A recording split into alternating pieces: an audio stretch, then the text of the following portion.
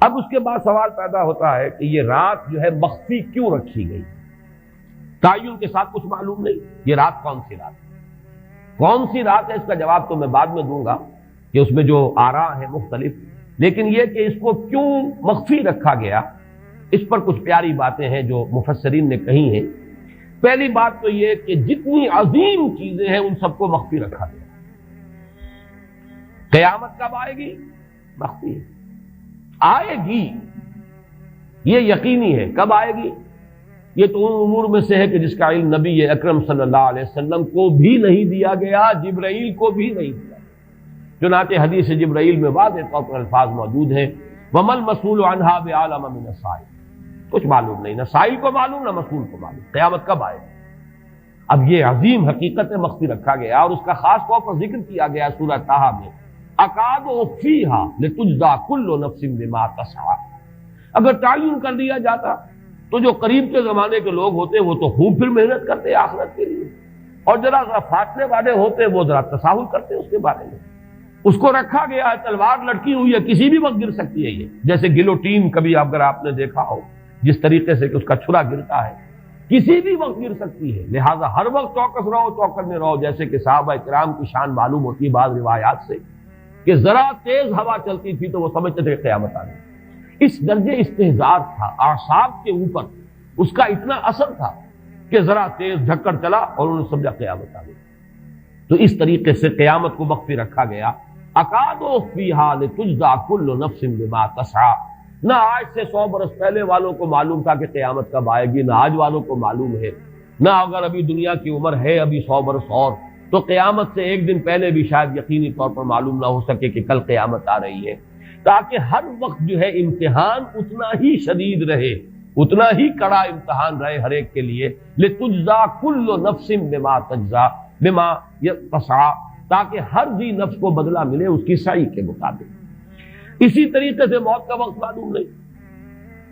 وما تدری نفس بأی ارض تموت، کہاں موت آئے گی کچھ معلوم نہیں، کہاں موت آئے گی، کب موت آئے گی کچھ معلوم نہیں۔ اسی طرح نوٹ کیجئے صلاۃ وسطیٰ، حافظوا علی الصلوات والصلاۃ الوسطیٰ معین نہیں ہے، اس کے لیے آراء اگرچہ ہے، اکثر آراء جمع ہو گئی ہیں صلاۃ العصر کے بارے میں، لیکن تعین سے حتمی طور پر نہیں کہہ سکتے۔ یہ رائے بھی ہے کہ کوئی بھی معین نہیں، تمام نمازیں جو ہیں وہ صلاۃ وسطیٰ کے حکم میں۔ بہترین نماز کوشش کرو کہ پوری محافظت کرو، صرف نماز کی نہیں، بہترین نماز، ہر نماز تمہاری بہترین نماز ہونی چاہیے، ہر روز روز عید ہو، ہر شب شب برات۔ اگر اللہ تعالیٰ کے ساتھ کوئی قلبی ربط ہے تو ہر دن جو گزر رہا ہے وہ روز عید ہے، اور ہر شب جو گزر رہی ہے وہ شب برات ہے۔ لیکن اگر وہ کہ انسان کو غفلت ان کے قلب پر طاری ہے تو وہ عید کا دن بھی اس کے لیے ایک عام دن ہے، اور شب برات بھی اس کے لیے ویسی ہی ایک رات ہے جیسی کہ ہر روز آتی ہے اور چلی جاتی ہے۔ اس اعتبار سے اس کو بھی خاص جو ہے معین نہیں کیا گیا صلاۃ وسطیٰ کون سی۔ اسی طرح بعض روایات میں جو آتا ہے اسم اعظم، اللہ کا ایک نام ایسا ہے کہ اس کے واسطے سے اللہ سے جو بات مانگی جائے وہ رد نہیں ہے، لیکن وہ کون سا نہیں بتایا گیا۔ اقوال ہیں، اندازے ہیں، حی و قیوم پر زیادہ، الحی القیوم پر زیادہ لوگوں کا جو ہے وہ اجماع ہوا ہے، لیکن یہ کہ یقین سے نہیں کہہ سکتے۔ تو اسی میں اس کو بھی نوٹ کر لیجئے کہ اس کو مخفی رکھا گیا ہے لیلۃ القدر کو۔ لوگ زیادہ سے زیادہ محنت کریں، زیادہ سے زیادہ مشقت کریں، اس کے لیے جو بھی اس کی قدر و منزلت سے کسی درجے میں آگاہ ہیں، وہ اگر معین ہی ہو جاتا کہ ایک شب یہ ہے تو پھر تو سب کے سب اس رات میں محنت کر لیتے، باقی راتیں جو ہیں وہ پھر سونی اور ویران گزرتی۔ لیکن یہ کہ مطلوب یہ ہے کہ زیادہ سے زیادہ راتیں آباد ہوں، زیادہ سے زیادہ راتوں میں ذکر ہو، عبادت ہو، دعا ہو، اس لیے اس کو مخفی رکھا گیا، یہ حکمت ہے۔ اس میں بھی ایک عجیب نکتہ ہے جو امام راضی رحمۃ اللہ علیہ نے بیان کیا ہے، اور حوالہ اگرچہ نہیں دیا اس حدیث کا، لیکن ایک روایت کے حوالے سے بات بیان کی ہے کہ اس کے ظاہر نہ کرنے میں بھی اللہ کی ایک شفقت اور رحمت ہے بندوں کے حق میں، اس لیے کہ اس کی قدر جتنی زیادہ ہے اتنی ہی اس کی ناقدری پر سزا ہوگی۔ اگر معلوم ہو کہ یہ شب ہے اور اس کی ناقدری کو انسان کرے تو گویا کہ پھر وہ اتنا ہی زیادہ مورد عقاب اور مورد سزا بن جائے گا۔ اس کے لیے ایک بڑا پیارا واقعہ نقل کیا امام راضی نے کہ حضور صلی اللہ علیہ وسلم حضرت علی رضی اللہ تعالی عنہ ایک روز مسجد میں داخل ہوئے، ساتھ ہی آئے ہیں، دیکھا کہ ایک شخص سو رہا ہے، نماز کا وقت ہو چکا تھا۔ حضور نے حضرت علی سے فرمایا کہ اسے جگا دو، اسے ہوش میں لے آؤ تاکہ یہ وضو کرے، نماز کے لیے تیاری کرے۔ حضرت علی نے امتثال امر کیا، جا کر جگا دیا۔ لیکن پھر ایک سوال کیا حضرت علی کہ حضور آپ تو خود نیکی کے کاموں میں بہت سبقت فرمانے والے ہیں، سباق بالخیر یہ لفظ آئے، سبقت کرنے والے بہت کثرت کے ساتھ، تو آپ نے یہ جو ہے یہ کام خود کیوں نہیں فرمایا اور مجھے کیوں اس کے لیے آپ نے حکم دیا؟ آپ خود بھی اسے جگا سکتے تھے۔ آپ نے فرمایا کہ تم اس کی حکمت کو سمجھ لو، میرے جگانے پر اگر وہ نہ جاگتا اور انکار کر دیتا تو کفر ہو جاتا اس کے حق میں، اور تمہارے جگانے پر اگر کوئی تساہل سے بھی وہ کام لیتا تو وہ کفر نہ ہوتا۔ تو یہ ایک فرق ہے کہ اللہ تعالیٰ کی طرف سے ایک شفقت ہے کہ حضور صلی اللہ علیہ وسلم جگاتے اور کسی درجے میں وہ انکار کر دیتا۔ کبھی ایسا بھی ہوتا آدمی نیند میں ہے اور وہ کہتا جاؤ جاؤ مجھے آرام کر دے دو، تو اگر میرے ساتھ یہ معاملہ ہوتا تو وہ کفر کے درجے کو پہنچ جاتی بات، لیکن اگر تمہارے ساتھ یہ معاملہ ہو بھی جاتا تو اس درجے شدید نہ ہوتا۔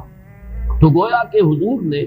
اس شخص پر شفقت کے اعتبار سے یہ شکل اختیار کی کہ خود نہیں جگایا، بلکہ یہ کہ حضرت علی رضی اللہ تعالیٰ عنہ کو حکم دیا کہ اسے جگا دیں۔ تو یہ نقطہ کہ لیلۃ القدر کے اخفاء میں یہ بات بھی ہے کہ اگر اس کو عیاں کر دیا جاتا، معین کر دیا جاتا، تو پھر جو لوگ اس سے غافل رہتے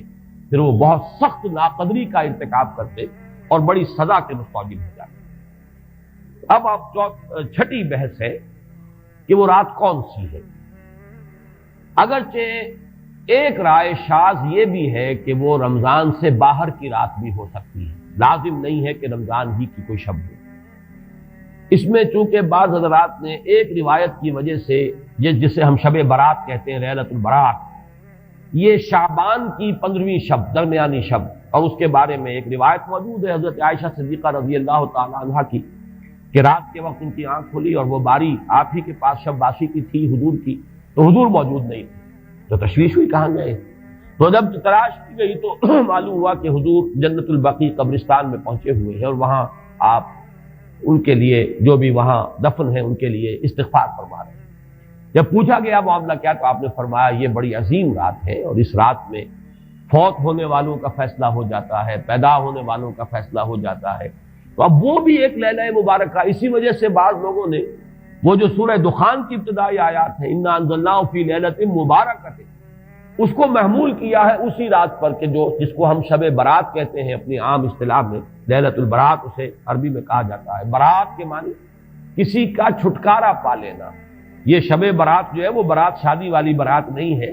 بلکہ یہ برات کا لفظ ہے عربی زبان کا، جو ہمارے ہاں وہ غلط العام میں برات شب برات بن گیا ہے۔ برات، برات من اللہ ورسولہ، جو سورہ برات کا پہلا لفظ ہے کہ چھٹکارا پانا، کہ وہ رات بھی ایسی ہے کہ اس میں انسان استغفار کرے اور اللہ تعالیٰ سے اپنے گناہوں کی معافی مانگے تو اپنے آپ کو جہنم سے چھٹکارا دلا سکتا ہے، وہ شب برات۔ اس اعتبار سے کچھ لوگوں نے گمان کیا کہ شاید لیلۃ القدر اور لیلہ مبارکہ اس حدیث کی روح سے وہی شب ہے، وہ ظاہر بات ہے کہ خارج از رمضان مبارک ہے، اور یہ کہ اس کے علاوہ بھی بعض آراء ہیں، لیکن یہ آراء جو ہے شاذ کے درجے میں یہ کہہ سکتا ہوں کہ تقریباً اجماع ہے اس پر کہ یہ رات رمضان مبارک ہی کی ایک رات ہے۔ اس کی دلیل ایک تو یہ کہ القرآن یفسر بعضہ بعضا کے اصول کے مطابق قرآن مجید کے اندر سورہ بقرہ میں یہ واضح کر دیا گیا شہر رمضان الذی انزل فیہ القرآن، رمضان مبارک کا مہینہ وہ ہے کہ جس میں قرآن نازل کیا گیا، اور یہاں فرمایا انا انزلناہ فی لیلۃ القدر، ہم نے اس کو اتارا ہے لیلۃ القدر میں۔ ان دونوں کو جوڑیے تو اس کا ایک لا محالہ جو ایک انیویٹیبل رزلٹ نکلتا ہے وہ یہی ہے کہ یہ لیلۃ القدر رمضان مبارک میں۔ دوسری اس کی تائید ہوتی ہے وہ مشہور حدیث جس کو الحمدللہ کہ ہم نے بہت عام کیا ہے، رمضان مبارک کی آمد سے قبل کوشش ہوتی ہے ہر سال جو ہے اس کی یاد دہانی کرا دی جائے۔ ایک طویل خطبہ جو حضور نے دیا تھا، خطبنا رسول اللہ صلی اللہ علیہ وسلم فی آخر یوم من شعبان، یہ حضرت سلمان فارسی رضی اللہ تعالیٰ عنہ سے مروی ہے کہ حضور نے شعبان کے آخری دن ہمیں خطبہ ارشاد فرمایا، یا ایھا الناس قد اظلکم شہر عظیم شہر مبارک شہر فیہ لیلۃ خیر من الف شہر، لوگوں آگاہ ہو جاؤ، تم پر ایک بہت مبارک مہینے نے، بڑی عظمت والے مہینے نے سایہ کر دیا ہے، سایہ فگن ہو گیا ہے تم پر ایک مہینہ جو بڑی عظمت والا ہے، شہر عظیم جو بڑی برکت والا ہے، شہر مبارک۔ اور تیسرا جملہ اس میں یہی ہے شہر فیہ لیلۃ خیر من الف شہر، وہ مہینہ کہ جس میں ایک رات وہ بھی ہے کہ جو 1000 مہینوں سے افضل ہے۔ ان دونوں چیزوں کے حوالے سے تقریباً دلائل بھی موجود ہیں، اور ویسے یہ کہ جیسا کہ میں عرض کر چکا ہوں اجماع ہے کہ یہ رمضان مبارک ہی کی ایک شب ہے۔ لیکن رمضان مبارک کی کون سی شب ہے، اس پر بعض مفسرین نے تو لکھا ہے کہ 40 قول ہیں۔ چنانچہ صاحب تفسیر مظہری قاضی ثناء اللہ پانی پتی نے، میں نے وہ تفصیل تو نہیں پڑھی، کہ 40 قول نقل کیے، لیکن امام راضی نے جو 9 قول نقل کیے ہیں وہ میں تیزی کے ساتھ آپ کو سنا دیتا ہوں۔ ابن رزین رحمہ اللہ کا قول یہ ہے کہ رمضان کی پہلی شب ہے۔ حضرت حسن بصری رحمت اللہ علیہ، یہ ہے تابعین میں سے، اس لیے میں رضی اللہ عنہ نہیں کہہ رہا، رحمت اللہ علیہ، حضرت حسن بصری رحمت اللہ علیہ کی رائے ہے کہ یہ 17ویں شب ہے، یعنی وہ شب کہ پھر جس کے اگلے دن جو ہے وہ غزوہ بدر ہوا ہے، یوم الفرقان۔ حضرت انس رضی اللہ تعالی عنہ مرفوعاً روایت کرتے ہیں کہ یہ 19ویں شب ہے۔ محمد بن اسحاق جو بہت بڑے سیرت نگار ہیں حضور کے، ان کا قول ہے کہ یہ 21ویں شب ہے۔ حضرت عبداللہ ابن عباس رضی اللہ تعالی عنہما سے قول جو ہے مروی ہے کہ یہ 23ویں شب ہے۔ حضرت عبداللہ ابن مسعود رضی اللہ تعالی عنہ سے مروی ہے کہ یہ 24ویں شب ہے، اور اس کو میں ذرا اہمیت دیتا ہوں اس لیے کہ 24ویں شب جو ہے سورہ علق کی ابتدائی آیات کے نزول کے ضمن میں کچھ حساب کتاب کے جوڑنے سے 24ویں اور 25ویں شب کا بھی معاملہ جڑتا ہے، جو کہ میں نے آپ کو سورہ علق کے درس کے دوران بتایا تھا۔ اس کے بعد حضرت ابو ذر غفاری رضی اللہ تعالیٰ عنہ کا قول ہے کہ یہ 25ویں شب ہے۔ اس کے بعد حضرت ابی ابن کعب رضی اللہ تعالیٰ عنہ کا قول ہے، یہ وہ ہے جن کو کہ حضور نے خود فرمایا کہ اقرأہم ابی ابن کعب، قرآن مجید کے سب سے بڑے قاری حضرت ابی ابن کعب ہیں رضی اللہ تعالیٰ عنہ، اور ان کے بھی سینے پر آپ نے تھپکی دی تھی کہ ایک سوال کیا آپ نے کہ سب سے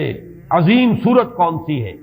اور جب انہوں نے صحیح جواب دے دیا سورہ فاتحہ، تو پھر یہ کہ اس پر حضور نے تھپکی دی کہ تمہیں اللہ تعالیٰ نے بہت صحیح مناسبت عطا کی ہے علم کے ساتھ۔ ان کی اور صحابہ میں سے بہت سے لوگوں کی رائے،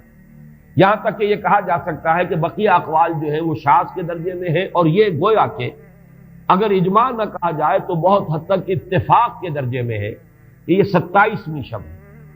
اور اس 27ویں شب کے ضمن میں حضرت عبداللہ ابن عباس سے ایک روایت میں پہلے آپ کو بتا چکا ہوں کہ 23ویں شب،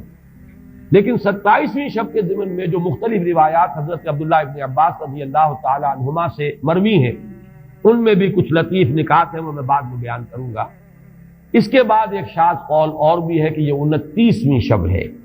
تو یہ گویا کہ 9 ہے اقوال، جن میں سے بعض جلیل القدر صحابہ کے ہیں، عبداللہ ابن مسعود، ابو ذر غفاری، ابن عباس، ابی ابن کعب، لیکن یہ ہے کہ سب سے زیادہ جو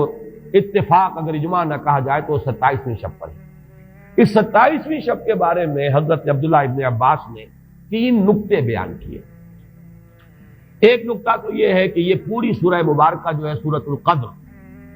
اس میں 30 الفاظ ہیں، اور ان 30 الفاظ میں سے 27واں لفظ ہے ہیا حتی مطلع الفجر، یہ 27واں ہے۔ اس کے اعتبار سے گویا کہ انہوں نے ایک ربط قائم کیا ہے کہ یہ 27ویں شب ہے۔ ایک بات انہوں نے یہ کہی ہے کہ اللہ تعالیٰ کو وطر محبوب ہے، اللہ وطر و یحب الوطر، اللہ خود بھی اکیلا ہے اور وطر کو پسند کرتا ہے۔ پھر یہ کہ وطر جو ہے اب رمضان مبارک کے اندر اگر وہ وطر شمار کیے جائیں گے تو 14-15 وطر بن جائیں گے،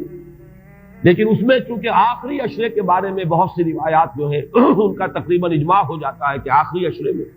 تو آخری عشرے میں بھی 5 وطر آئیں گے، 21ویں، 23ویں، 25ویں، 27ویں، 29ویں۔ لیکن حضرت عبداللہ ابن عباس کہتے ہیں کہ 7 کا ہندسہ اللہ تعالیٰ کو بہت پسند ہے، اور بہت سی چیزیں جو ہیں عالم تکوینی میں بھی اور عالم تشریعی میں بھی بہت سی چیزیں وہ ہیں کہ جو 7 کے ہندسے کے ساتھ وابستہ ہیں۔ 7 آسمان ہیں، 7 زمینیں ہیں، ہفتے کے 7 دن ہیں، طواف کے 7 شوط ہیں، سعی بین صفا والمروہ وہ بھی 7 مرتبہ ہے، ادھر سے ادھر، ادھر سے ادھر 7۔ اسی طریقے سے سجدے کے اعضاء بھی 7 ہیں، تو اس سے انہوں نے پہلے وطر اور وطر کے بعد 7 کا حصہ رمضان کے آخری عشرے کی وطر راتیں اور ان میں 7ویں رات یعنی 27ویں شب، وہ اپنے اس حساب کتاب سے بھی. اور جب انہوں نے یہ بات بیان کی تو حضرت عمر رضی اللہ تعالی عنہ نے ان کی تحسین کی. آخری بات اور بھی کہی گئی ہے کہ لیلۃ القدر جو ہے اس کے اندر حروف کو اگر شمار کیا جائے تو 9 بنتے ہیں، اور یہ لیلۃ القدر اس سورہ مبارکہ میں 3 مرتبہ آیا ہے. انا انزلناہ فی لیلۃ القدر وما ادراک ما لیلۃ القدر لیلۃ القدر خیر من الف شہر. اس اعتبار سے بھی 3 کو ضرب دی جائے 9 سے تو وہ بھی 27 کا عدد بنتا ہے. بہرحال یہ میں نے جیسا کہ عرض کیا تھا کہ ان کا کوئی تعلق نہ صرف سے ہے، نہ نحو سے ہے، نہ روایات سے، لیکن بہرحال حضرت عبداللہ ابن عباس کا ایک ذوق ہے. اس کو آپ ذوقی باتیں بھی کہہ سکتے ہیں، لیکن یہ کہ حضرت عبداللہ ابن عباس کی ذوقی بات ہے، لہذا اس کا کم سے کم تذکرہ ہو جانا چاہیے. ایک بحث یہ ہے کہ اہیا باقیۃ ام لا، کیا یہ رات جو اس کی عظمت تھی یہ باقی ہے، یا صرف وہی رات جو تھی جس میں کہ قرآن مجید نازل کیا گیا وہی عظمت کی حامل تھی. انا انزلناہ فی لیلۃ القدر، یا یہ کہ اب بھی ہر سال یہ رات آ رہی ہے تو اسی عظمت کی حامل ہے، اسی قدر و منزلت کی، اسی برکت کی حامل ہے. اس پر بھی تقریباً ایک اجماع ہے کہ یہ لیلۃ القدر باقی ہے، ہر سال آتی ہے. اس کے ضمن میں بلکہ میں چاہتا ہوں کہ اپنے قول کی تصحیح کر دوں کہ ایک رائے میں نے ابتدائی دور میں بیان کی ہے اپنے بعض خطبات میں، تقاریر میں، اور وہ جیسا کہ ایک خطیبانہ انداز ہوتا ہے. قرآن مجید کی عظمت کے بیان کے ضمن میں یہ باتیں، یہ بھی نقطے کے درجے کی باتیں ہوتی تھی اور وہ میں بیان کرتا رہا ہوں کہ قرآن ہے اصل عظمت کی حامل شے. جس رات میں یہ قرآن نازل ہوا وہ لیلۃ القدر بن گئی. گویا کہ لیلۃ القدر کی عظمت جو ہے وہ قرآن کی عظمت سے مستعار ہے. جس مہینے میں یہ نازل ہوا وہ مذہب جو ہے، وہ مہینہ جو ہے مبارک ہو گیا، شہر مبارک، اور وہ مہینہ جو ہے وہ روزے کی عظیم عبادت کے لیے مختص کر لیا گیا. اسی طریقے سے جو دن اس کی تعلیم کے لیے خاص کیا گیا، جو جمعے کا دن جو ہے وہ در حقیقت تعلیم قرآن کے لیے، یتلو علیہم آیاتہ ویزکیہم ویعلمہم الکتاب والحکمہ، جو حضور کا عمل تھا اسی کو دوام عطا کیا گیا ہے خطبہ جمعہ کی صورت میں. وہ دن جو ہے وہ سید الایام بن گیا کہ ہفتے کے دنوں میں وہ سردار دن ہے، جمعے کا دن جو ہے وہ سردار ہے تمام دنوں میں. یہ بات اپنی جگہ پر صحیح ہے جہاں تک اصولی اعتبار سے، لیکن میں اس میں جو تصحیح کر رہا ہوں جزوی طور سے وہ یہ ہے کہ لیلۃ القدر کی عظمت جو ہے وہ خود اپنی جگہ پر ہے، فی نفسہا ہے، اپنے ہی مقام پر ہے، اپنی جگہ ہے، بجائے خود، جسے کہتے ہیں فارسی میں بجائے خود عظمت کی حامل. اور اس کی عظمت کا مقام یہ بھی ہے کہ اس میں فیہا یفرق کل امر حکیم، تمام معاملات جو ہیں اللہ کے فیصلے جو ہیں ان کو ایشو کر دیا جاتا ہے، وہ گویا کہ حوالے کر دیے جاتے ہیں، وہ فیصلے صادر ہو جاتے ہیں اللہ تعالیٰ کی جناب سے. تو یہ اس کی عظمت قدیم ہے. قرآن کا نزول اس کے ساتھ شامل کیا گیا ہے کہ اس عظیم رات کا انتخاب کیا گیا ہے قرآن کے نزول کے لیے. یہ میں چاہتا تھا کہ اپنے ان سابقہ بیانات کے ضمن میں یہ تصحیح جو ہے میں آپ کو نوٹ کرا دوں. دوسرے یہ کہ آیا اس کے ساتھ اس کا دن بھی اس عظمت میں شامل ہے یا نہیں. اس میں بھی اکثر مفسرین کا جواب یہ ہے کہ دن شامل ہے، اس لیے کہ قرآن مجید کا حساب کتاب، عرب کی تقویم، اس میں رات بول کر بھی دن رات مراد لیتے تھے اور یوم بول کر بھی دن رات مراد لیتے تھے. یوم بھی 24 گھنٹے کے مجموعے کا نام ہے، اور جب رات کا تذکرہ آتا ہے تو رات بھی در حقیقت دن اور رات کے 24 گھنٹوں پر اس کا جو ہے اطلاق کیا جاتا ہے. جو دن آتا ہے رات کے بعد وہ اس رات کے تابع ہے. اس اعتبار سے یہ عظمت جو ہے صرف شب کے ساتھ نہیں ہے، بلکہ یہ کہ اس کے بعد آنے والا دن جو ہے وہ بھی اسی عظمت کا حامل ہے.